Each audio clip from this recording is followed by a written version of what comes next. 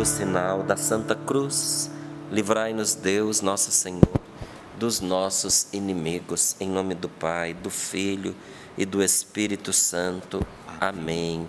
Salmo 66, versículos do 8 ao 14. Tome aí a sua Bíblia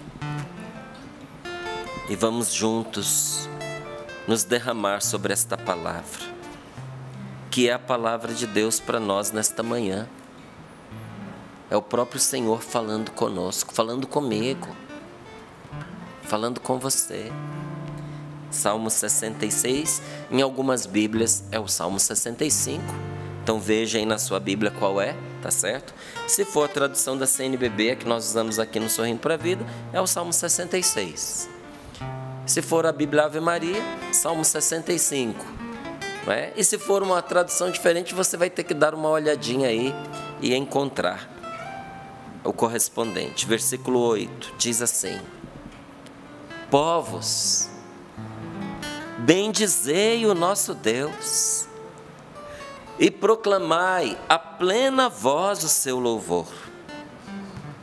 Ele nos recolocou entre os vivos e não permitiu que vacilassem os nossos passos. Sim, ó Deus, Tu nos provaste, purificaste-nos como se faz com a prata. Fizeste-nos cair numa armadilha, puseste um peso em nossas costas, fizeste os homens cavalgar nossas cabeças, passamos pelo fogo e pela água, mas enfim nos conduziste a um lugar de descanso.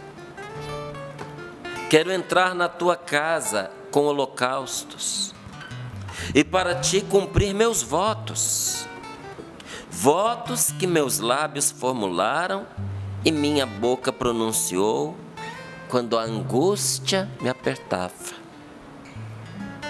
Quero entrar na tua casa, quero entrar na tua presença com holocaustos, com os meus sacrifícios, com a minha oferta.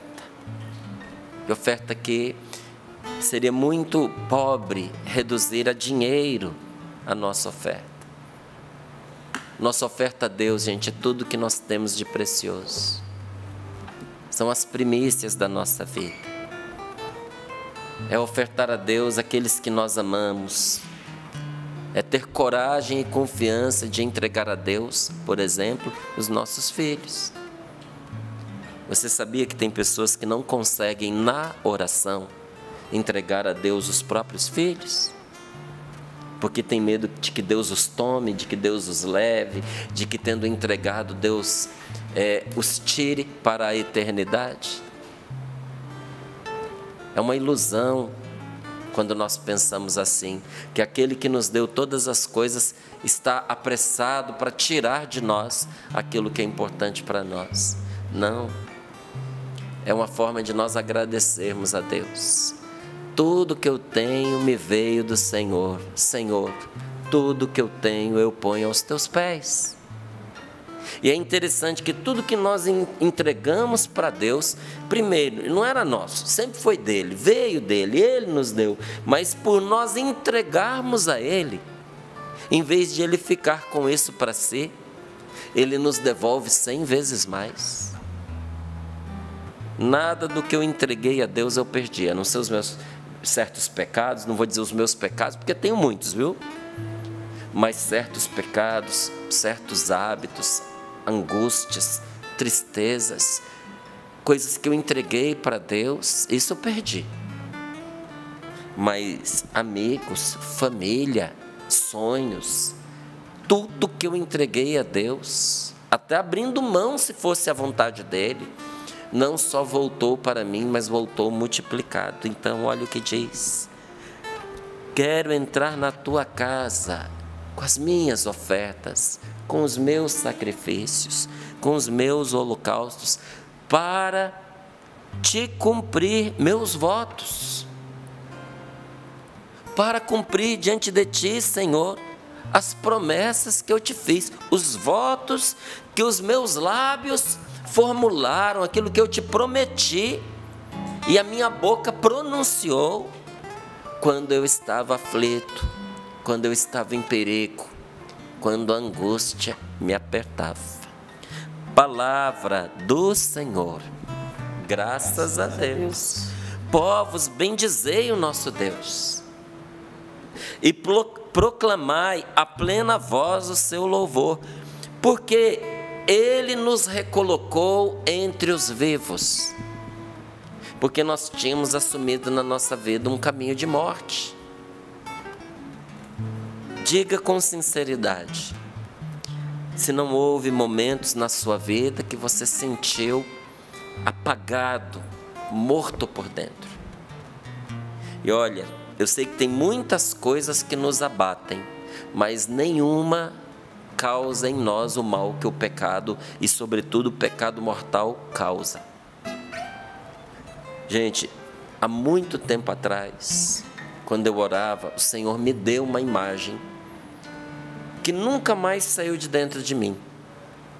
Porque às vezes nós renunciamos, né, a um pecado, ou nós entramos num pecado e nós não percebemos as consequências disso de imediato. Porque às vezes a pessoa abandona Deus, entra num pecado, sabe, mas está meio coração calejado, nem sente muito remorso nem nada, e acha que a vida dela aparentemente continua a mesma. Ou o contrário, a pessoa estava enfronhada numa vida de pecado e de repente, porque encontrou-se com Deus, ela faz a escolha de abandonar aquela vida de pecado. E ela olha à sua volta e parece que as coisas mais ou menos continuam iguais. Continuam iguais, mas não continuam mais iguais. E qual foi a imagem que o Senhor me deu? Que quando nós renunciamos a um pecado, é como se a gente tivesse dado um golpe e arrancado com um único golpe uma árvore da sua raiz, uma árvore robusta, forte. Mas sabe, um golpe poderoso que cortasse aquela árvore separando-a da sua raiz? Aquela árvore está morta, mas ainda por muitos dias ela permanecerá parecendo viva, porque as suas folhas ainda estarão verdes, né? O seu caule ainda estará ali robusto. Você tem a impressão de que ela não morreu, mas é só uma questão de dias até que seque a sua seiva e que ela se acabe completamente. Assim acontece também conosco quando nós rompemos com o pecado. Apesar de parecer que nada mudou na nossa vida, ele vai secando, secando, secando, secando, até que uma hora ele cai das nossas costas para sempre. E o contrário também acontece. Quando nós abandonamos a vida na graça, quando nós abandonamos a nossa vida em Deus, a gente não sente tudo de negativo de imediato. Inclusive porque muitas das vezes nós estamos dopados, nós estamos embriagados pelo pecado que nos fez afastar de Deus. O pecado de uma companhia indevida, o pecado de um relacionamento pecaminoso, de fornicação, de adultério. O pecado de repente estar envolvido com uma pessoa que nos promete muitos benefícios, mas está nos arrastando até para uma vida de crime. Eufóricos porque ingressamos num bando, né? Numa trupe, né? Numa tribo, né? Num clã. Fomos admitidos a um grupo de pessoas, a gente que se sentia só, não é, para compartilhar o estilo de vida daquele grupo, e muitas pessoas foram destruídas desta maneira. Pela solidão foram absorvidas por certos grupos, e porque estavam nesses grupos, afundaram em todo tipo de vício. E ali ficam eufóricas e acham que é o momento mais especial da sua vida. E até dizer assim: nunca me senti tão vivo, nunca me senti tão viva. Olha, é só a euforia do momento. Nós que acompanhamos pessoas, não é? Principalmente pessoas que sofrem em relacionamentos, e muitos desses relacionamentos conjugais, quanta gente contou como esteve à beira da destruição da sua família, ou como até a sua família foi destruída por um relacionamento extraconjugal. E a pessoa conta que caiu nessa tentação porque estava se sentindo só, porque a vida tinha se tornado monótona e de repente era a oportunidade de uma aventura, e aquela pessoa foi tão galanteadora, e aquela pessoa oferecia tudo o que o cônjuge não oferecia: o carinho, a atenção, o reconhecimento, a presença amiga que a esposa não dava, o companheirismo, o charme, né? O serviço, a disponibilidade, a escuta que o marido não dava. E a pessoa dizia: eu nunca me senti tão vivo, eu nunca me senti tão viva. É o que um drogado também sente quando ele usa a droga pelas primeiras vezes. Mas não é vida, é euforia, que depois desemboca na morte. E olha o que diz o Senhor nesta palavra. O Espírito Santo nos diz sobre Deus: Ele nos recolocou entre os vivos. O Senhor nos tirou desse caminho de morte, ou quer nos tirar deste caminho de morte, e diz: Ele nos recolocou entre os vivos e não permitiu que vacilassem os nossos passos. E como é que Deus nos recolocou entre os vivos? Como é que Deus não permitiu que vacilassem os nossos passos? Está aqui no versículo 10. Sim, ó Deus, Tu nos provaste. Purificaste-nos como se faz com a prata. E aí conta que toda a tribulação que a pessoa ou que esse povo passou para ser purificado do caminho errado no qual eles estavam. E a história do povo de Deus, gente, é a história de todo o povo de Deus e cada um daqueles que faz parte do povo de Deus. Se você é de Deus e faz parte desse povo, é também a minha história, é também a sua história. Como assim? Deus nos permite passar por tribulações. Deus permite a você passar por apertos. Como é que diz aqui a palavra? Quando a angústia me apertava. Sabe aquele momento que a gente jura para Deus que nunca mais vai fazer errado? Que a gente jura para Deus que a gente vai se converter porque a morte se aproximou? Gente, na hora que a morte se aproxima, até ateu se converte. A pessoa passa a acreditar em Deus naquela hora, viu?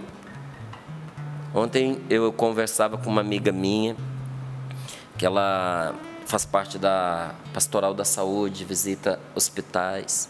Ela disse: Márcio, é interessante, gente que nunca foi nada na vida, quando a morte se aproxima, a pessoa fica desesperada por qualquer coisa que possa ser resposta para ela.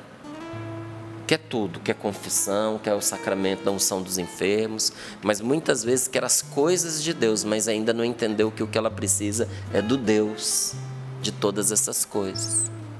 Faz qualquer prática para escapar da morte, mas ainda assim não consegue entregar a Deus o seu coração, porque a sua fé está nas coisas, não está no Senhor. Mas na hora da tribulação, quando a angústia nos cerca, quando vem o aperto, nessa hora a gente lembra de Deus. E por que Deus nos permite passar por tribulações? Para nós não nos esquecermos que esta vida acaba. Você não pode se esquecer que esta vida acaba. Me permita insistir, não me tenha como um chato.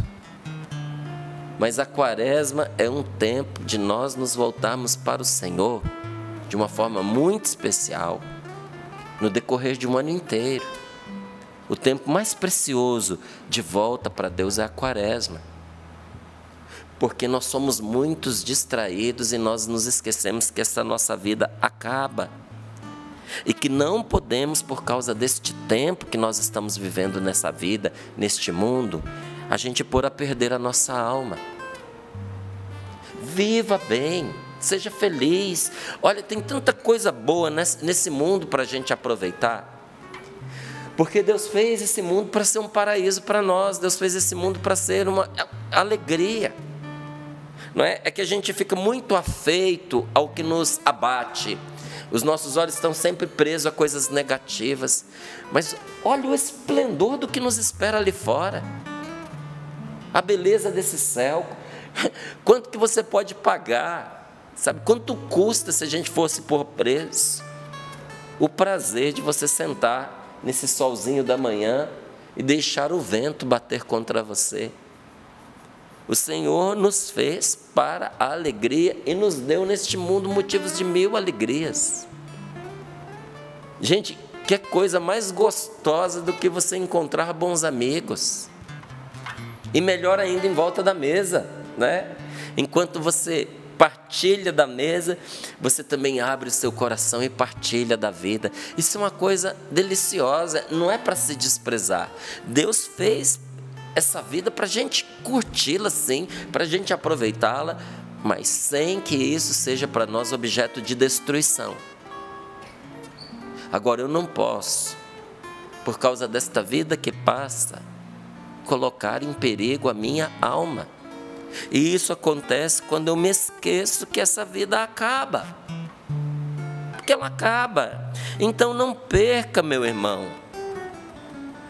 Minha querida irmã, não perca a confiança de aproveitar nas coisas espirituais tudo aquilo que você está enfrentando, sobretudo as suas tribulações. Não perca a confiança de você aproveitar as dores, os sofrimentos, as lágrimas que você tem derramado naquilo que é espiritual. Você ainda tem tempo e não falta ocasião para isso. Todos nós temos ocasião para aproveitar no que é espiritual, todos os dias. Todos os dias.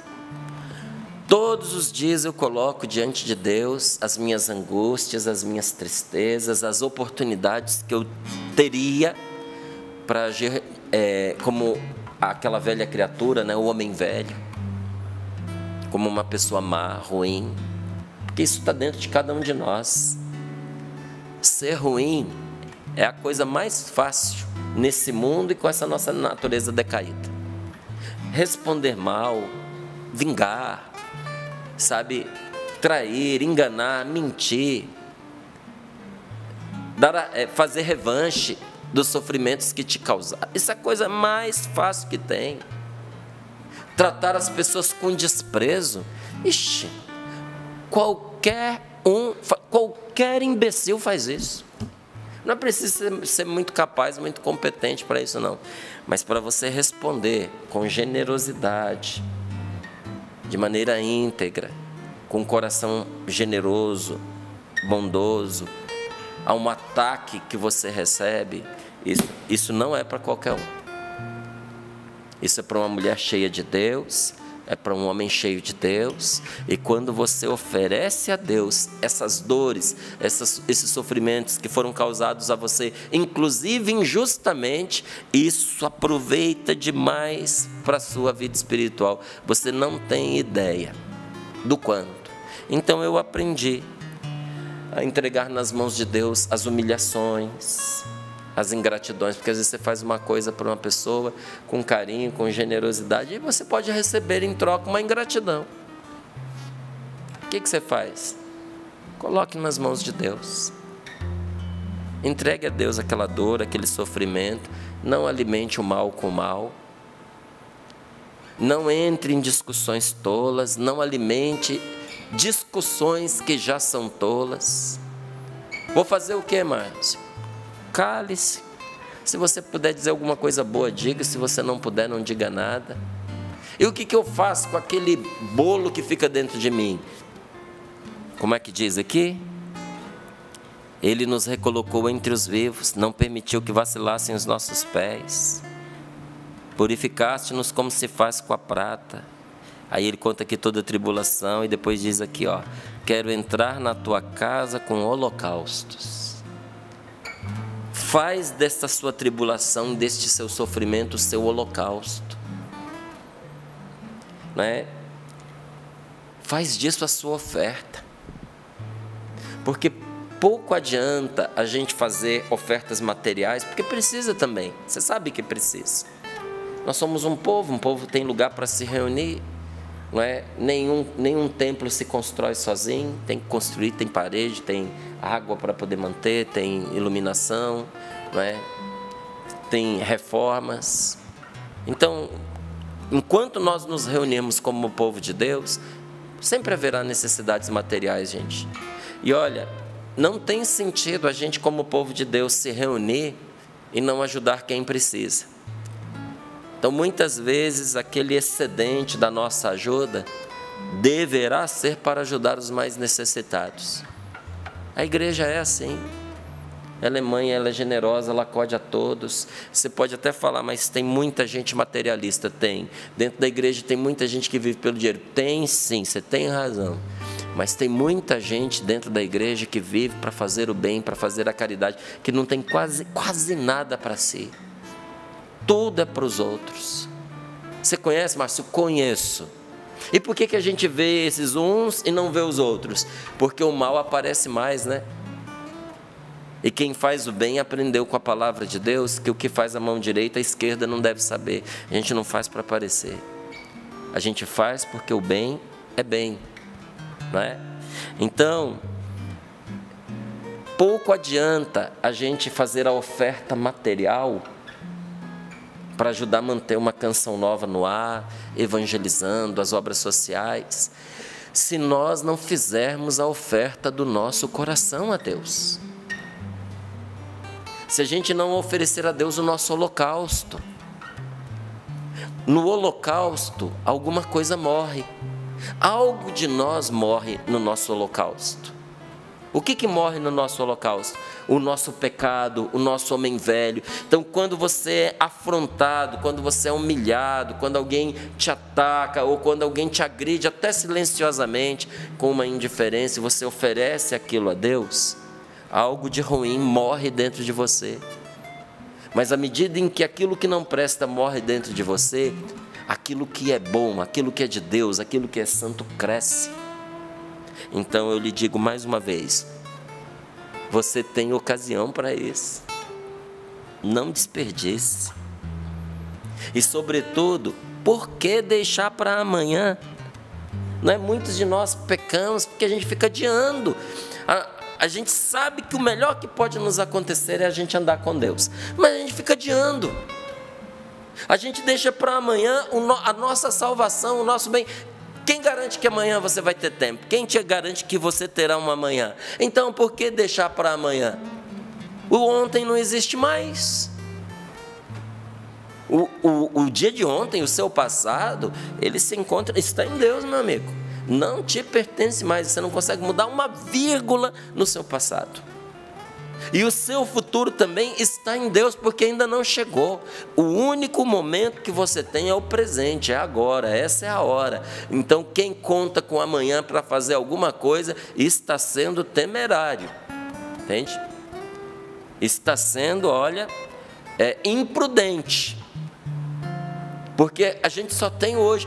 Por que deixar para amanhã? Por que ficar adiando, não é? A sua volta para o Senhor, a sua conversão, se a resposta de tudo que você precisa está nessa volta para Deus? Então levanta. Começa nesse instante e diga para você mesmo. Agora é a hora da graça, agora é o tempo de agir, agora é o tempo de lutar. Por isso, a luta de cada dia. Agora é o tempo de lutar. Agora é a melhor hora para eu me corrigir. Qual é a melhor hora para você se tornar uma pessoa melhor? O melhor pai, a melhor esposa, o melhor marido, o melhor filho. É agora, não é depois. Porque depois pode não dar mais tempo. Depois você não pode não estar aí para o seu filho. Depois seu filho pode não estar mais aí para você. Amanhã pode ser que a sua esposa não esteja mais do seu lado. Amanhã pode ser que o seu marido, que você achou que nunca ia morrer, já foi para a eternidade. Porque às vezes lá em casa a gente brinca muito, né? E a Rose, no meio das brincadeiras dela, ela fala as coisas que ela pensa, as coisas que ela acha. Muitas vezes ela diz, eu vou morrer primeiro que você. Às vezes não, às vezes você está vivendo achando que você vai partir antes do outro. E quando você vê, o outro que você nunca achou que fosse partir antes de você, já foi. Olha, quantos pais não sabem nem onde estão seus filhos neste momento. Quantos. Porque sumiu no mundo e não deixou nem notícia, por causa de muitas coisas que vão acontecendo dentro da realidade familiar. Quantos amigos que um dia se amaram profundamente, hoje nem sabem mais um e outro se estão vivos, por causa de tudo que foi acontecendo na sua realidade de convívio. Então eu lhe digo, nós só temos hoje. Para amar só temos hoje, para mudar só temos hoje, para ser de Deus só temos hoje. Às vezes a gente acha que nós vamos ter tempo de perceber que a gente está morrendo. Gente, tem pessoas que morreram sem ver que estavam morrendo. Então, sem querer ser dramático, né, mas sendo realista, hoje é o tempo que eu e você temos para a gente se corrigir, não é? Então, quando a gente está atribulado, enfrentando aflições, é nessa hora que nós temos a oportunidade de merecer. Não é quando tudo concorre conforme a sua vontade, você não tem crédito, você tem dívida, está tudo dado, não é? Recebeu tudo, vida boa, comidinha na hora, dinheiro no bolso, deitado eternamente em berço esplêndido. Cara, você está endividado, entende? Você só recebeu. E qual é a hora de merecer, de ganhar, de lucrar? É a hora da tribulação. Nessa hora, aqueles que te ferem passam a ter uma dívida contigo. E quando você oferece isso a Deus, Deus assume essa dívida. Deus fica em dívida com você. Nossa, parece uma blasfêmia um negócio desse, mas não é. Mas não é. Aquele que sofre em Deus, Deus fica em dívida com ele. Que coisa maravilhosa. Ter uma dívida para receber daquele que pode tudo. Daquele a que nada falta para pagar. Aquele que é generoso em tudo que faz. Aí vem essa palavra e diz: convém que passes por fogo e por água antes que chegues ao lugar de descanso. Você viu ali, versículo 12. Convém que passes pelo fogo e pela água antes que chegues ao lugar de descanso. Você vai chegar lá. Tem descanso esperando por você. Tem recompensa esperando por você. Tem um abraço carinhoso e mãos benditas, chagadas para enxugar as suas lágrimas. São as mãos de nosso Senhor Jesus Cristo que espera todos nós depois de um sofrimento grande. Jesus sempre nos espera para enxugar as nossas lágrimas. Tem descanso esperando por você. O descanso vai chegar, mas agora é hora de merecer. Agora é hora de passar pelo fogo. Agora é hora de passar pela água, não é? Pelo fogo e pela água, por quê? Porque ambos oferecem perigo para nós.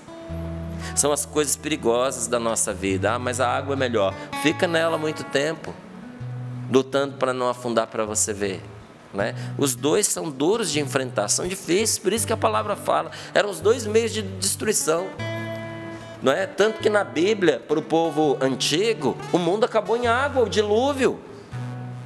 Eles tinham medo da água, porque eles sabem a força que tem. Olha, gente, quem não tem medo de água é porque não sabe o perigo que é. A pessoa não tem juízo. E normalmente é quem morre. Você sabia que a maioria das pessoas que morrem afogadas são aquelas que sabem nadar? Porque elas menosprezaram o poder da água. Então vão longe, não é? São ousadas, quando elas percebem a condição da água muda e está muito além das forças dela, nessa hora que a pessoa morre. Então, a água na Bíblia, ela é um sinal de perigo de morte, e o fogo também. Mas pela água a gente não lava e purifica? Lava as roupas, lava as vestes?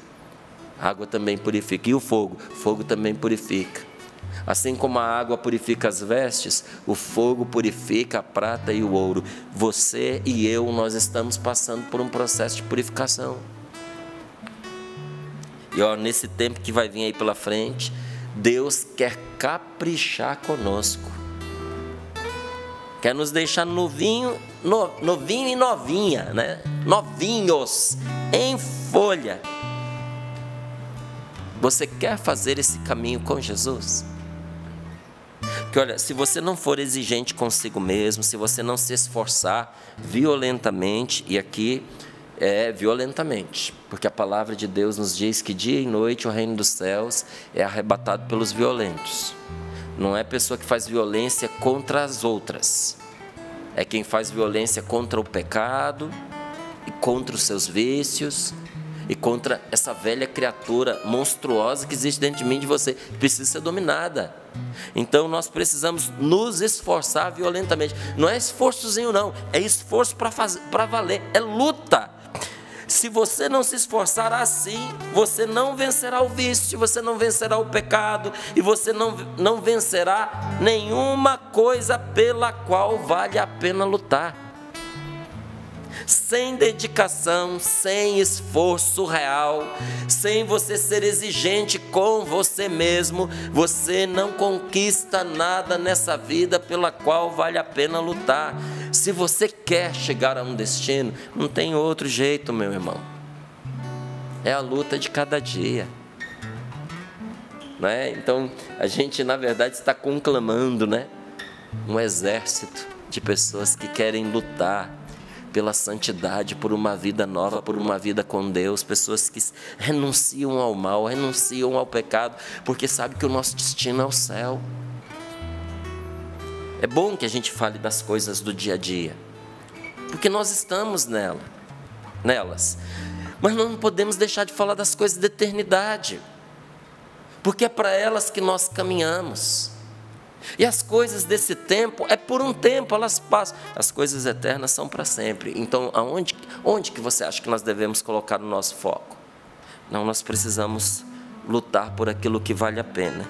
Enquanto estamos nesse corpo frágil, não é porque nós somos frágeis. Todos nós temos o nosso calcanhar de Aquiles, todos nós temos a nossa fraquezinha, todos nós temos aquela tentação que para nós é um pouco mais difícil, é pior. Enquanto nós estivermos nesse corpo frágil, nós não poderemos estar sem pecado, não vamos poder. Não vamos poder viver sem cansaço.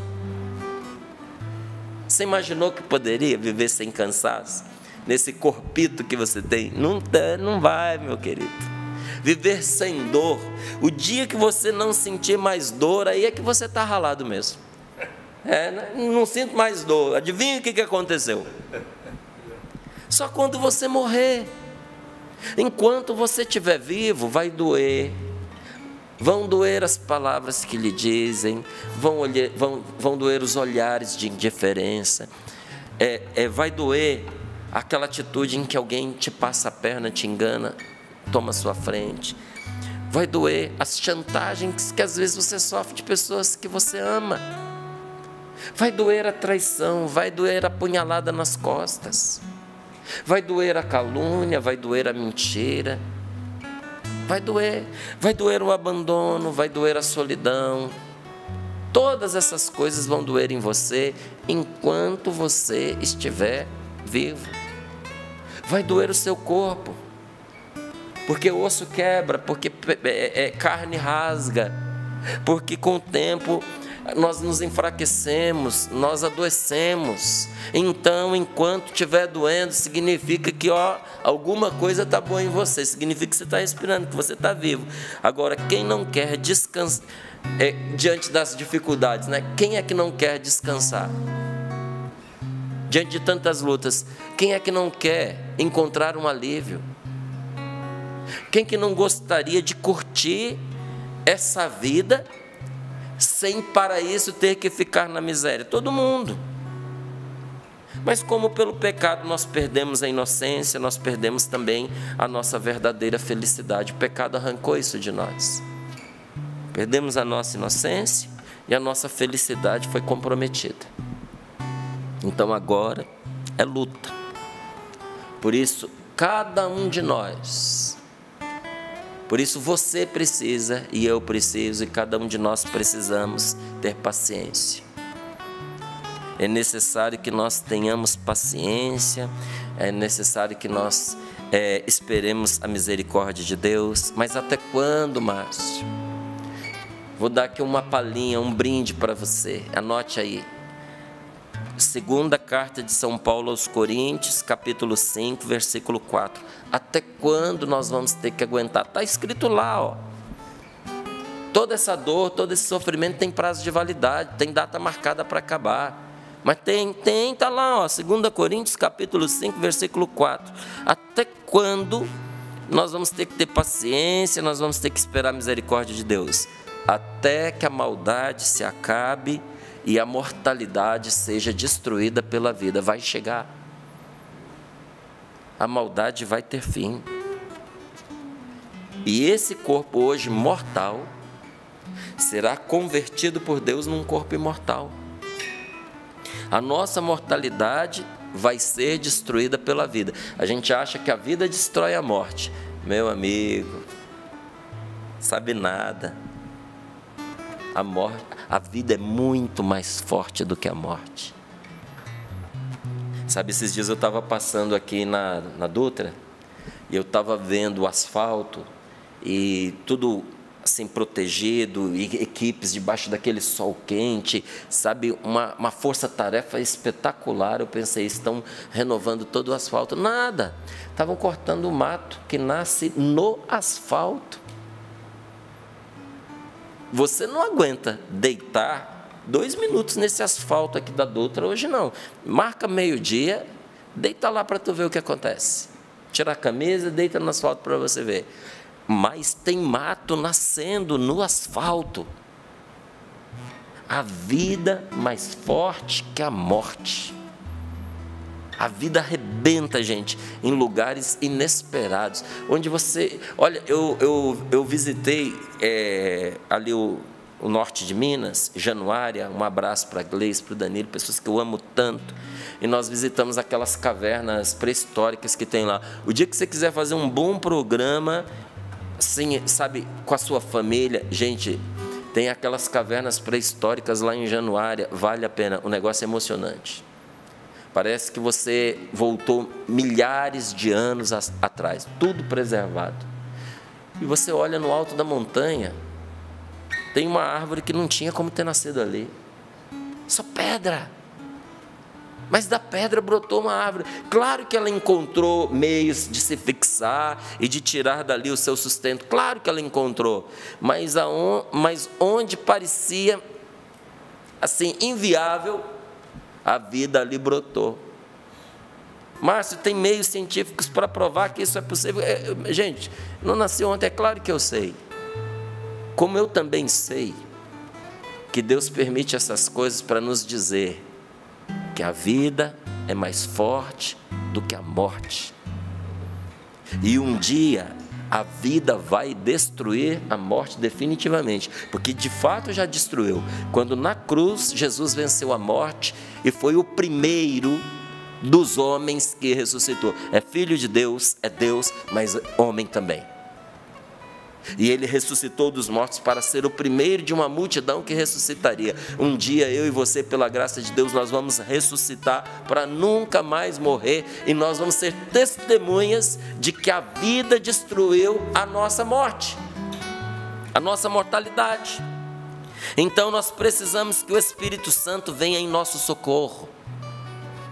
Nós precisamos que o Espírito Santo ampare a nossa grande fraqueza, tão inclinada aos apegos. Nós somos muito inclinados para aquilo que é o mais fácil, nós somos inclinados aos erros, nós somos tendenciosos para os pecados. E sem a graça de Deus, nós ficamos presos a hábitos terríveis. Gente, sem a graça de Deus nós vamos envelhecer e não vamos crescer. Sem a graça de Deus, a pessoa vai ficar presa a situações que aconteceu quando ela era criança. Rosguinha de irmão. Aí você vai conversar com a pessoa, não, porque quando eu tinha 6 anos de idade, eu tinha 8.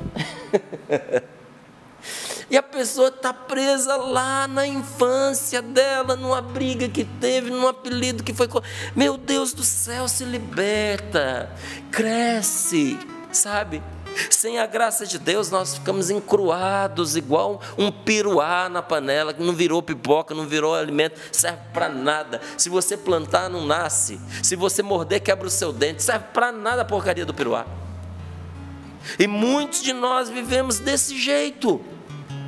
Entende? Nós ficamos afeitos, nós ficamos amarrados, presos a hábitos terríveis. Por quê? Porque decidimos que nós iríamos viver a nossa vida e que nós não precisamos de igreja, nós não precisamos de Deus, não precisamos da graça de Deus, nós temos que fazer a nossa parte, viver uma vida boa, como pessoas de bem. Sem Deus, boa sorte. Eu ia dizer, vai com Deus, mas a pessoa já escolheu ir sem Ele. Não dá nem para ir com Ele. Você vai dar com os seus burros na água. Não vai dar nada na sua vida, nada. Porque esses bons propósitos, eles perecem diante da primeira dificuldade que aparecer. Sem Deus não dá. Eu já tentei. Sem Ele não dá. Então nossa fraqueza, ela é tal que mal nós confessamos os nossos pecados. Diga para mim se isso é verdade ou não. Mal nós confessamos os nossos pecados, não demora a gente cair neles de novo. Que pecados são esses que eu vou confessar agora na quaresma, mas os de sempre. Estou preparando a minha listinha. Eu vou fazer uma boa revisão de vida, quero fazer uma boa confissão. E quando você olha para a sua listinha de pecados, sabe o que você pensa? Nada de novo. Então, nossa fraqueza é tamanha que a gente mal confessou, já volta aos mesmos pecados de antes. E às vezes nós fazemos o propósito de tomar cuidado, de parar com o que é mal, de parar com o que é errado. E quando nós percebemos que nós estamos agindo como se nada tivéssemos decidido, dá uma angústia, não dá? Cadê os bons propósitos que a gente fez? Cadê as boas decisões que nós tomamos? Sem a graça de Deus não se sustenta. Sem o socorro de Deus, sem a diligência de Deus, sem a sua providência, depressa nós perdemos pelo descuido aquilo que com muito esforço nós conquistamos com a ajuda de Deus. Vou dar um último exemplo para a gente rezar. Quem teve a dor, não é? E a fragilidade de ter nascido com essa doença do alcoolismo, porque é uma doença, tem gente que nasce com ela. E a pessoa cai na bobagem de experimentar álcool, porque se ela tem a doença do alcoolismo, ela não precisa se viciar. Primeira vez que ela toma, ela já bebe até quase morrer, e depois o organismo se desperta e ela quer sempre o álcool e vive em função dele. Para se libertar, meu amigo, é um esforço, precisa de grupos de ajuda, muitas vezes frequentando lá o AA, né? A oração das pessoas, o suporte dos amigos, olha, abstinência, quedas no meio do caminho, até que a pessoa se liberta. Quando ela se liberta e passa 2, 3, 4 anos, tem até prêmio, tem as medalhinhas que marcam esses tempos, né? É premiado porque quem viveu a prisão desse vício sabe quanto é difícil para poder se livrar dele, mas para cair de novo é assim, ó. Então aplique isso à sua fraqueza. Esqueça agora aquele que tem fragilidade no álcool, a não ser que você seja uma dessas pessoas. Aplique isso à sua realidade. Escute de novo o que eu lhe digo. Sem o socorro de Deus, sem Deus cuidar de você, sem a sua providência, depressa você vai perder pelo descuido, pela má companhia, por um momento de vacilo, aquilo que com muito esforço você conquistou com a ajuda de Deus. O que com esforço você conquistou com a ajuda de Deus? Seu casamento. Tem casamento fácil não, amigo. Se o seu casamento é fácil, é porque ele é recente. E vocês ainda não tiveram a oportunidade de viver o suficiente. Casamento é desafio, também é luta, não um contra o outro, mas juntos os dois, para permanecerem unidos. Não é fácil. O que a gente perde com facilidade sem a ajuda de Deus? A gente perde com facilidade aquilo que a gente custou para conseguir. Os filhos, a educação dos mesmos. Você perde seu ministério. É muito fácil, sem a ajuda de Deus, você jogar anos e anos de disciplina no seu ministério sacerdotal. Você pode perder a sua vocação como padre, a sua vocação religiosa, a sua honra. Não é verdade? Mas com a graça de Deus tudo se transforma. Vamos colocar as mãos sobre o nosso coração. Feche os seus olhos um pouquinho.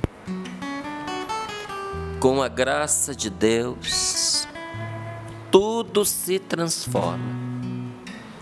Cheios da graça de Deus, até o que estava pesando, sufocando a gente, entristecendo, nos aliviam. Com a graça de Deus, os nossos pesos, que diz aqui a palavra, né? Fizeste-nos cair numa armadilha, puseste um peso nas nossas costas. Deus pôs um peso nas costas dos pássaros. Se chama asa. Asas. Ou você acha que asa não pesa? Mas em Deus até os nossos pesos se transformam em asas. E os nossos pecados se convertem em trampolim para nós mergulharmos na misericórdia de Deus. Vamos mergulhar na misericórdia de Deus. Vamos mudar hoje, nesse dia, com a graça de Deus.